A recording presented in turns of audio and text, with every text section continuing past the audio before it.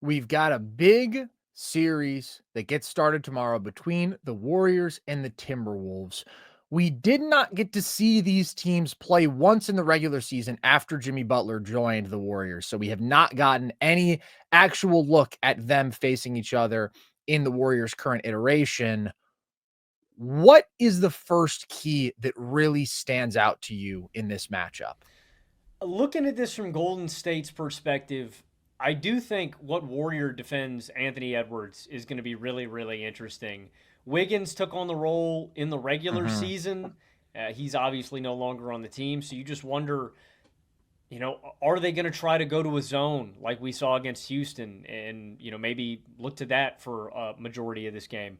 Are they going to go Jimmy Butler? Is that the route? Maybe Moody. You know, that is a really big key to me with the Warriors. But the other big key is kind of interrelated with that. What Warriors lineups are we going to get, and what role players do the Dubs lean on the most? Because we saw a lot of different guys get minutes in that first round against Houston, and they all provide different, they all have different pros and cons. They're players with a lot of different archetypes. Unfortunately, Carson, as you know, my basketball stock portfolio has taken a really deep dive after I sold all of my Buddy Hield stock. And Yeah. unfortunately, because the Warriors and the Timberwolves are two of the few remaining teams in the playoffs, I had to buy back in on my Buddy Oh Hield stock. And I God. lost it a major. I'm down. I'm down in a big way. Well, you did the classic sell low, buy high. Yep, I got myself. But the Warriors are going to have to lean on Buddy Hield in this series. And unfortunately, I sold all of my stock. I got to get back in because the Dubs are going to have to play him a lot, I think, in this series. I think you're just going to have to ride the Buddy Hield wave. And there's going to be some really, really low lows with him not locked in on defense and giving up points on the other end. But hopefully, there should be some high highs. I just think you need his shooting ceiling and ability. I think you need a lot of Podziemski minutes. I think the connective things that he does in his skill set, the cutting, the activity, the rebounding, the energy, I think you need him a lot. I think you need a lot of Moses Moody. I think the defense and the shooting that Moody gives you, it's just a really valuable skill set with this team. But that's where it gets interesting to me, Carson. Beyond that, I don't know who the Warriors go to. Like, are we going to get a lot of Looney in this series having to bang down low with the bigs? Are we going to get Quentin Post trying to spread out this defense and get Gobert away from the basket? I probably lean on Looney a little more, similar to my thoughts on the Houston series. I probably want that big body guy who can just bang a little bit more with Gobert on the low block. And I think it's just going to be a little grimier with both of those guys on the floor, and I'm comfortable with that. But those are the two big keys for me with Golden State. What looks do you throw at Anthony Edwards, and what guys do you lean on? Because again, we saw a lot of different looks on the Warriors. I ultimately think they figured it out in the Houston in the final game against Houston what their best look was, but that obviously changes with the matchup against Minnesota. So, where do you come down on those two issues for Golden State? I do think that Moody should start in this series, and I do think that they should put him on Ant. Now, he cannot contain Anthony Edwards. Nobody on this Warriors team can on the perimeter, and I just don't think that they can have Jimmy in that matchup because they need Jimmy to provide something of a physical counter to Julius Randle, and they're gonna go with their small ball starting five. I'm pretty confident just because that's been by far their best group, and that makes it most functional to have Jimmy and Dre out there together because you have more spacing around them. That's when they've been at their best on both ends since the Jimmy Butler trade. So that means that you have to have Dre on Rudy. You have to have him as your primary rim protector on the interior. You have to have Jimmy as a relatively big forward on Julius Randle. And then you got to put one of your guards on Anthony Edwards. Pods is a solid defensive player. He's got his bag of tricks. He's a master charge taker. He's got good hands. He's a good positional rebounder. He's not somebody who I'm going to ask to try to stay in front of Anthony Edwards. They're going to switch a lot, right? Because that's just the reality of their scheme being as small as they are. And I Do you? think that they can definitely do a better job defending the Mm-hmm. Wolves than the Lakers could, but they're still not going to be able to stay in front of Ant. So it's going to be a lot of the same stuff, right? They're going to have to try to force him to beat them as a playmaker. There's going to be lots of trying to shrink the floor. Maybe they do mix in a zone, but there's going to be a lot of aggressive help. And the reason I think they can execute the scheme better than the Lakers is First of all, they have fewer flagrant weak points defensively, and they have a lot more speed to rotate out to shooters when Ant is playing the drive and kick game or when he's creating an advantage by passing out of a double. They're just a much faster defense in terms of those rotations. And they have Draymond Green, and like he alone is just a defensive force so far beyond anybody the Lakers had. And he's still an elite rim protector, even at his size. And Jimmy's a great defensive playmaker. So they're just a better defense. They're going to be able to collectively defend better, but they're still really small against a team that is really big, really athletic. They're still going to get crushed on the glass. And like, if Ant keeps making the right reads like he did consistently last series, he's going to create a lot of good looks for a lot of really good shooters. And that's a problem for Golden State. Do you think they start small? And do you think they run with that lineup for the majority of these games? I do. I think that we might see some Looney, but their tendency is definitely to have their hand forced to that point. I mean, we saw that last series. They really didn't even play Looney until game 7. They tried playing TJD over him at one point. So they want to be small because that's going to be their best offensive look. And I think that they'll trust their speed and activity and switching defensively. But Minnesota has a huge size advantage. Mm-hmm. Minnesota has every advantage that Houston had in this matchup in terms of their size and their strength and their rebounding and their athleticism. And they are a way more talented team, and they are a way better offense. They have way more shooting. So, like, the Warriors eked out a 7-game series against a team that had a lot of those same advantages, but was a bad half-court offense with no reliable go-to player offensively in the half-court. Now you're going up against a team that has a guy who's playing at a superstar level, is a superstar, and was so good as a playmaker last series, and he has the weaponry around him. That's a problematic matchup for the Warriors. I think so too. I look at the Wolves as the better team in this matchup and the team with more margin and the team whose depth players I Yes. trust more. I trust the role players way more. Wrap up on the Warriors real quick before we get to the Wolves. On the lineup point, looking even further down too, like GP2, Kuminga, do either of those guys have an impact in this series? Or are you even giving Kuminga any minutes? Kuminga is a no-go for me. Just can't trust him to make the decisions and make the shots and be engaged on both ends. He's not ready to be a playoff player, especially in the Warrior system, which is so read and react based, and everybody has to be able to make capable decisions. GP2 may have his moment with his athleticism, with his feel, but for the most part, I'm leaning on playing shooters and I am leaning on playing Buddy Hield more. Like, he is just the one dude outside of Steph who I mostly trust to make outside shots. Not that he's crazy consistent, but he is a really good pure shooter. And a lot of the other stuff is inconsistent. The decision making can be bad. The defense can be bad, but the defense was solid against the Rockets in game 7. It was actually really solid. So I think that Minnesota is probably going to try to do a lot of the same things defensively that Houston did. Like, they have a psycho elite point of attack defender who can stay attached to him really well in Jaden McDaniels, like Houston had in Amen. They have the ability to switch 1 through 3 with good perimeter defenders like Houston did. They have the ability to blitz Steph with a lot of length and athleticism when he involves one of their centers in the pick and roll game. And then they're going to help off of non-shooters. So that's why I just think you need to maximize your shooting on the floor as much as you can.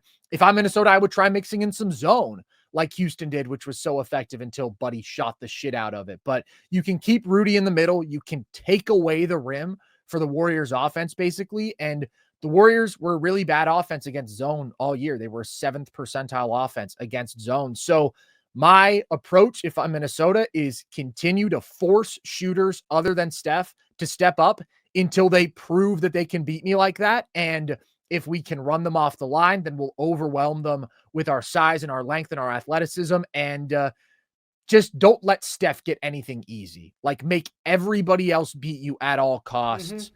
And I think that's a good approach. And I think they can do that pretty effectively because, like, since the Jimmy trade, the Warriors have been a very average 3-point shooting team by percentage. They were 16th down the stretch of the regular season.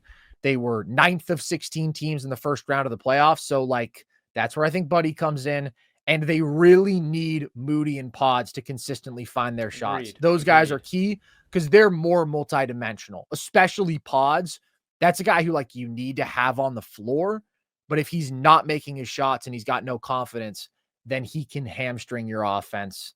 And he's got to be more consistent as an offensive presence in this series. Yeah, and for Minnesota, I'm trying to focus on Steph. Obviously, I think that's step number one. If it's Ant or if it's McDaniels taking on that lead role, and then my next goal defensively is to just try to slow down Jimmy Butler as much as possible, and specifically defending with discipline. I would try to limit Jimmy going to the line as much as possible. Golden State really relies on Jimmy as a release valve for Steph, not only in the sense of just scoring, but like slowing the game down and getting those easy looks. Because sometimes the Golden State offense can struggle finding shots without Steph, and Jimmy does a really good job of that. I'm trying to limit the amount of times that I'm sending him to the line and giving him those free opportunities, and they're really limited around both of those guys. And so that's going to be my focal point defensively, which, like you said, with their personnel, I think they can do a really good job of. And then offensively, the only concern I think I really have with Minnesota is their shooting and just how consistent it is. But there's so many contributors here that I think that they're going to get an impact from somebody. Because, you could be skeptical about Jaden McDaniels and Julius Randle on some nights, right? And you could be nervous about Gobert. Is he going to be hesitant or tentative tonight? But then outside of those guys, it's like, all right, well, maybe DiVincenzo will give me a good game. Maybe Naz Reid will. Maybe Nickeil Alexander-Walker will. Mike Conley. Like, there's just way more mouths that I trust to get fed. There's way more contributors that I trust to deliver down the roster. And that's why I have a little bit more faith, I think, in Minnesota and why they do have that margin. And right, even with those guys that I'm saying that I'm skeptical of, Jaden McDaniels has the potential to have a big game, to eat in transition, to make 4 or 5 threes. Julius Randle has the same potential, that volatility. I think Minnesota's just got a lot more margin. And then that's not even equating in the X factor that is Anthony Edwards. That I think he's going to be the best player in this series. I think he could very easily outplay Steph Curry.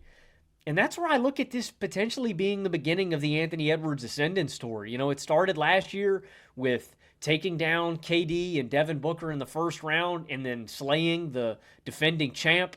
This year it starts with taking out LeBron and Luka. And the next victims could be Steph, Jimmy, and Dre. I mean, it's like a Hall of Fame tour for Anthony Edwards right now.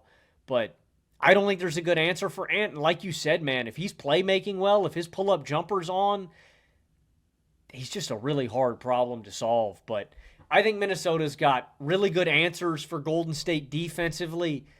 I think they've got advantage on the glass, and they've got a lot more margin offensively where there's just more guys that I trust for them.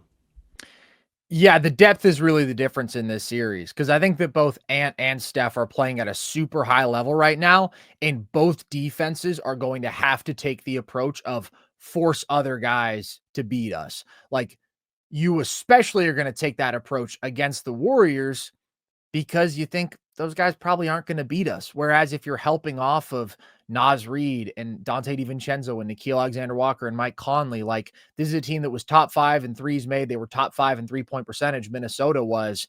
That is a real collective effort. And the guys who can knock down shots, who I just mentioned, Nickeil Alexander-Walker, Dante DiVincenzo, Naz Reid, Jaden McDaniels, they're all good attacking closeouts as well. And they're good athletes. And for the most part, really impactful two-way players. Like, that is a luxury the Warriors could only dream of. After the top 3 for the Warriors, I don't know what I'm getting from anybody on any given night. And I look at the Timberwolves top 8 and I'm like, not everybody is going to be great every night, but I'm going to find a group of 5 guys who are killer every night. That's just such a big advantage. They have so many buttons they can push. Their lineup versatility is so great. Whereas, like, the Warriors, again, they don't want to play an actual big no matter what. They don't have, like, game-changing athletes who they can turn to. The Timberwolves, they can go double big and they can dominate the glass, and they're a plus 11 net team in those minutes. That could be a big problem for the Warriors. Like, it's not like Nas and Rudy are as dominant a rebounding duo as Şengün and Adams, but they're still a great rebounding duo. And Nas is such a freak offensively that like those lineups have been great for them, and they can just maximize their size advantage. That's the big difference. And that's why I do think that Minnesota is the better basketball team. Like, Steph Curry is still, in my opinion, the best player in this series. I think it's very close between him and Ant, but like Steph is a walking advantage every possession for your offense. The problem is So I is Ant. don't trust the guys around him. So is Ant, but Steph to an all-time extent because he's Steph Curry and he's the greatest I mean, shooter and to off-ball me, player we've ever seen. I am right now juggling like all four of Luka, Tatum, Ant, and Steph. And You're I, juggling what I'm saying is that they're going to fall into him? Yeah. place wherever. And if Ant wins this series, I think Ant very well already could be there, and he could prove it in this series. But the one area where I think Ant is going to prove it and going to have to prove it, like we already said, the two variables with him. Ant's a freak athlete. He should be able to get downhill into the rim when he wants. It's the playmaking, it's the pull-up shooting, which is much, much better than it was last year. He's taken real leaps in both of those categories. To me, it's also the clutch offense. Steph put nails in coffins at the end of games against Houston. Even in Game 7, when he struggled all of the first half, I think he had 4 points in the first half, he's still the guy that puts that game away. My red flag about Minnesota coming into these playoffs, they answered it in the first round with the clutch offense. Can they do it against Golden State? When that's like Steph's specialty, man, still at this point in his career, even if he's been inconsistent all game long, it's still that ability to hit all those big shots in the big moments. I'm chomping at the bit, man. I can't wait. I'm pumped for. I think that's going to be really, really crucial in a lot of these games. I think it's going to be close through three quarters. Which team can close out more effectively and better? To me, that's still a bit of a coin toss, man. Like, I could see Steph and Jimmy winning some of those battles against Minnesota in crunch time. Who's more likely to bludgeon the other team in any of these Minnesota, games, for though? sure, no doubt. But Yeah, I agree. if Golden State can keep it close, that's what's deadly. That's the challenge, though, as well. Golden Yeah. State's got to keep it close because I definitely think Minnesota could win some beatdowns and has way more margin. That's where the Warriors won the series against the Rockets. I mean, it was really eking out the close ones, just having that different level of maturity offensively. The difference is that was one of the worst half-court offenses in the league they were facing, one of the worst shooting teams. Now you're facing a really good offense with a ton of shooting, with an elite creator leading the charge. Julius Randle was really good last series. I do think that Jimmy can do a more solid job on him, but he's going to have some opportunities to attack some mismatches off switches. And like, if he just keeps doing the right stuff, he could play well again. I think he and Ant would both have to be significantly worse than they were last series for the Warriors to win. And I think Steph would have to be like unbelievable. That's why I wouldn't view this as like a battle for supremacy between Ant and Steph just based on whose team wins, because unless Steph is significantly better than Ant, I really think the Warriors are going to struggle to win.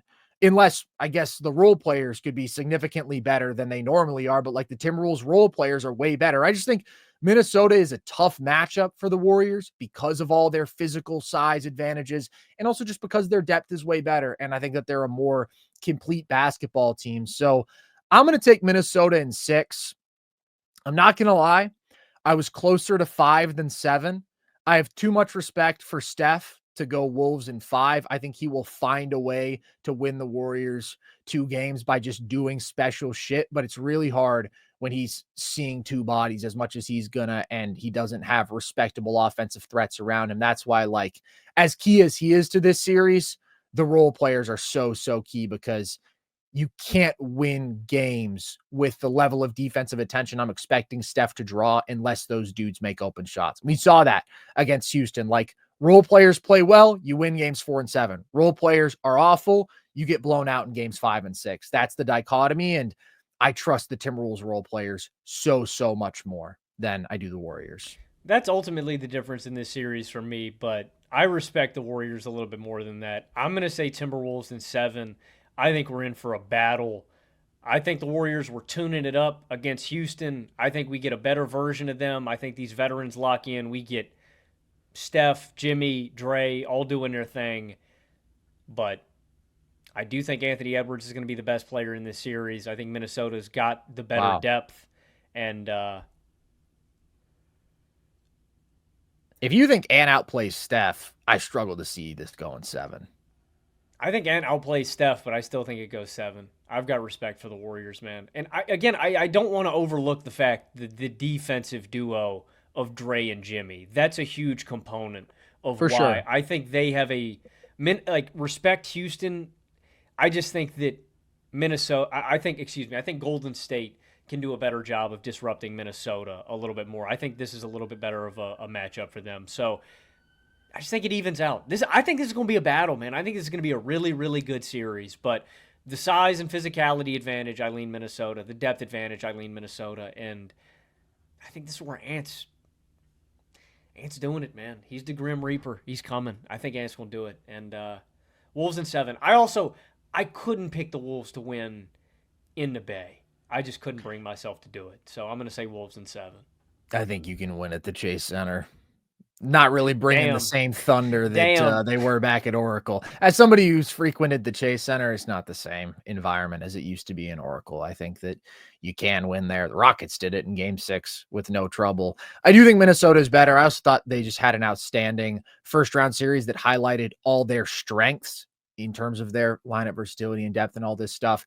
And I thought the Warriors' first-round series very much exposed their weaknesses that I think can get exploited by Minnesota just to a greater degree. So bums me out. I'm a Dubs fan. I think the Warriors are really good, but I do think there's a gap between these two teams right now.